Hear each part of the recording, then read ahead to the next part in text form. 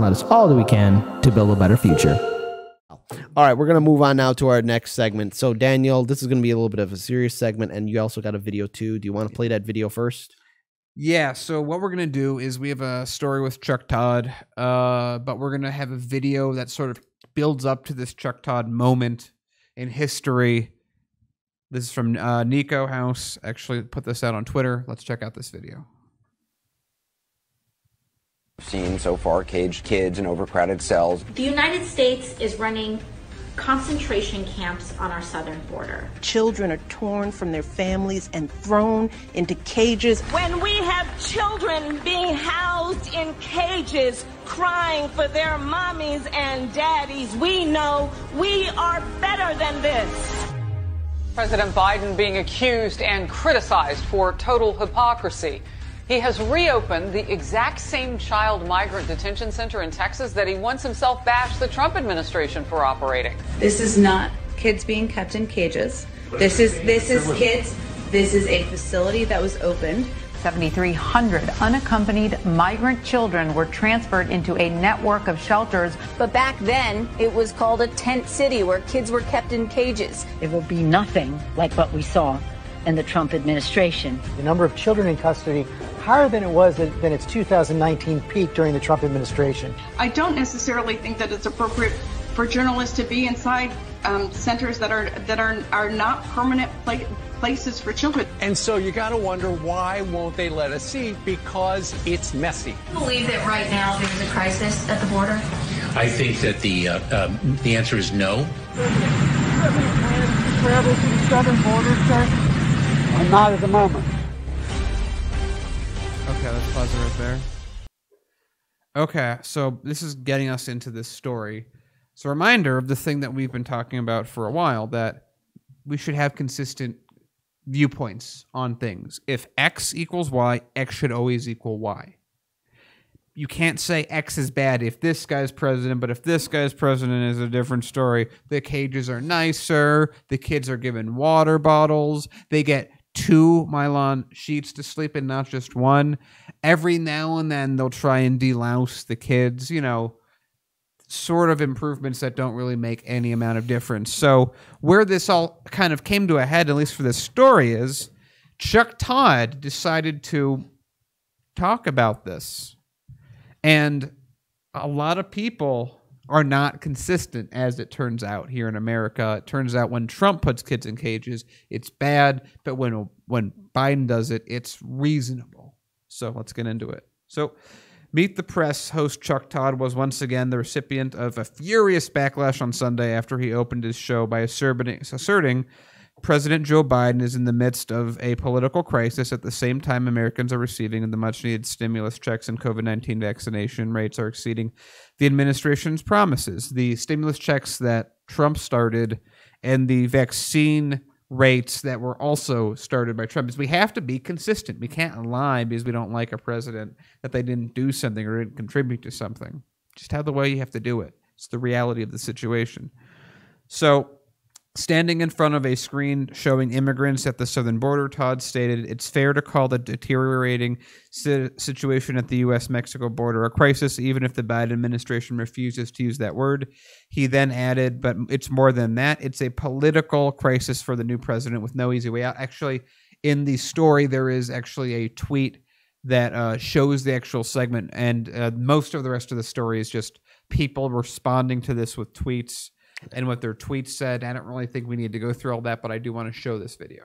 Let's play it in its entirety. And also, before we do play the video, I mean, look, you know, somebody actually commented in the section. So if Chuck Todd is being canceled by the Vote Blue No Matter Who people, yeah. I mean, does that make him to the left of Tucker Carlson? Somebody in the in live this stream case, chat said actually, that. we have to agree with him on this because we also have to be consistent. It's a reasonable thing to bring up.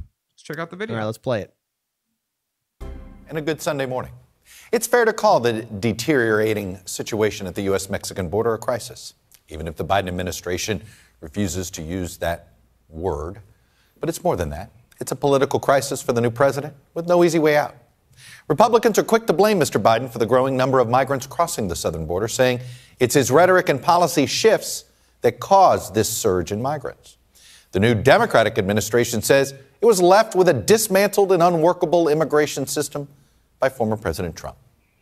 Look, conservatives want nothing less than a big wall and some stricter enforcement of the border. Progressives want nothing less than humane treatment for migrants fleeing violence, wherever it is, and a path to citizenship for those that are already here. So far, Americans largely approve of Mr. Biden's young presidency, and he wants to focus on vaccinations, COVID relief, infrastructure, voting rights, racial inequalities, and renewing America's image at home and abroad. But he can't control the news cycle. Just last week, an intelligence report reminded us of the threat from domestic terror groups that Mr. Biden must confront, particularly after January 6th. Events and politics have a way of applying their own pressure points, and right now, that pressure is pointed directly at our southern border. All right, two things I want to acknowledge. Monarch is the one who mentioned that statement earlier, and I just want to correct it. He said, I meant left version of Tucker Carlson. I apologize for getting wrong with that statement. Other people, and just also really quick before you're going to anything, other people have been saying this too, that it's Chuck Todd is very sleazy. We have a lot of videos of us calling him out, but again, we got to be consistent when he says something that's at least reasonable, and he's attacked for it. We're going to say we should defend that. But he got something ridiculous. Wrong. Yeah. But he got something wrong here. So notice he said the conservatives are focusing on wanting to build a wall and have stricter, stricter policies, and progressives want humane treatment. Here's my counter to those two statements that was said by Chuck Todd on MSNBC. Why are we getting people coming to our country? The reason why there is a crisis right now is because of the United States' ridiculous regime change wars and coups that are happening in South America and Central America, our supportive dictators and tyrants, and also because of the ridiculous, stupid, and wasteful war on drugs, where you have these cartels committing crimes and assaults and raids among cities and communities all across that area. So rational people don't want to live in that area. The people are afraid. They want to get their friends and loved ones out of there. So they'll migrate to this country where it says, you can be who you are. We welcome immigrants here. But yet what do they see when they get here? Resentment and inhumane treatment. So we need to ask ourselves a bigger question. Why are people coming here? I'm all for people improving themselves, immigrating to this country, and actually building a life for themselves. But at the same time, too, why are they coming? It's because of the ridiculous regime change wars and the ridiculous war on drugs that's impacting Central and South America.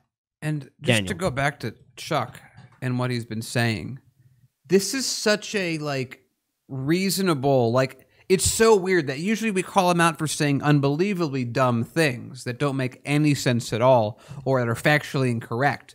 No one seems to care when he does that, besides us and a few other people. They really seem to care when he's insulting the dear leader, Joe Biden. Because if you go through, and you can check this out, it's in our show notes. If you go through and actually look at all the tweets that they showed, they're not canceling him because they say he's lying about the kids. They're not canceling him because they think he's grossly misrepresenting the situation these kids are in. They're canceling him because it makes Biden look bad. That's the reason he's being canceled. The cancellation has nothing to do with the kids and what Biden's doing and him covering it. It only has everything to do with who he's talking about. The president, because they don't want to think that the person that they just voted in is, as we've always said on the show, basically the exact same as the person he's replacing. And sure, you can say that he spruced up the showers, gave him a little more water pressure, but he's put thousands of kids in cage-like areas, let's say. And they think that this wording makes all the difference, or that we shouldn't worry about these because he's doing other good things that they also hated when Trump did. When Trump wanted to give stimulus, we at Hardlands Media said, good, it will help people. Those people said, bad, it'll make Trump look good. And we had Nancy Pelosi quote that exactly the same way. When Trump was doing granted, a really terrible job with the pandemic, we said, yeah, you're doing a really terrible job with the pandemic. But when he said, I'm trying really hard to get a vaccine out and I might have one at the end of the year, we said, I don't really believe you, but if you do, that's not bad at all. That's actually pretty good. What did they say? It's terrible that he's even lying about this. This would never happen. Of course it did. Not what we expected it, to be fair. But now that it's Joe Biden, oh, wow, this stimulus, this world-changing stimulus, everyone's lives are different except those kids. But the world is different. It's a new era with less money than what Trump gave us. And I hate the hypocrisy that is inherent in this story.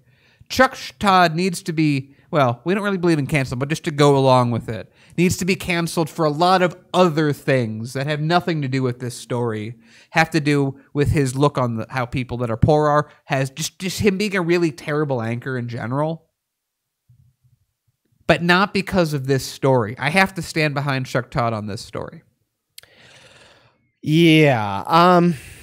I kind of have to just do a little pushback. I mean, because be prepared. We're going to cover another story where Chuck Todd's going to get it wrong. And again, I'm glad that he's shining a light on it. But he's, again, what I mentioned earlier, Chuck Todd is ignoring the fact of why people are coming. Yes. No, that's completely true. He did not address that properly. He's not addressing it properly because, again, corporate media wants us at each other's throats because, look, when people come to this country, have them humanely treated.